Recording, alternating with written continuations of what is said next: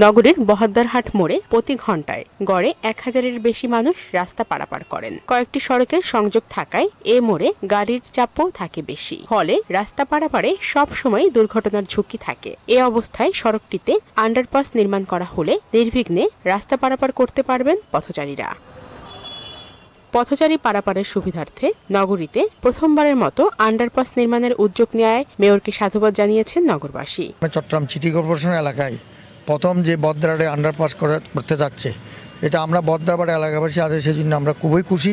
মানুষের চলাচলের বিঘ্নতা হচ্ছে বিদায় উনি যে আন্ডারপাসের চিন্তা ভাবনা করছে, এটা অত্যন্ত এই জনগণের সমর্থিত গ্রাম যে হচ্ছে সেটার জন্য আমরা খুশি এবং এই জন্য মেয়রকে আমরা ধন্যবাদ জানাচ্ছি। এই আন্ডারপাসটি হলো অবশ্যই চট্টগ্রামবাসীর জন্য অনেক বড় একটি সুসংবাদ হবে। চট্টগ্রামে প্রথম হচ্ছে যে এটা জেনেই তো আমাদের আসলে খুশি লাগতেছে। বিশিষ্ট স্থপতি আশিক ইমরান জানান, রাস্তা পারাপারে বহদ্দারহাট মোড় খুবই ঝুঁকিপূর্ণ, সেখানে আন্ডারপাস নির্মাণ করা জরুরি। সিটি কর্পোরেশন সিদ্ধান্ত নিয়েছে আন্ডারপাস করবে, সেটা ভালো সিদ্ধান্ত। তবে যেহেতু ওখানে জলাবদ্ধতার একটা বিষয় আমরা দেখি প্রতি বছরই, তো ওটা যাতে মাথায় রেখে করা হয়। আর সাধারণ জনগণের রাস্তা পারাপার নিরাপদ করতেই এ উদ্যোগ বলে জানান সিটি মেয়র।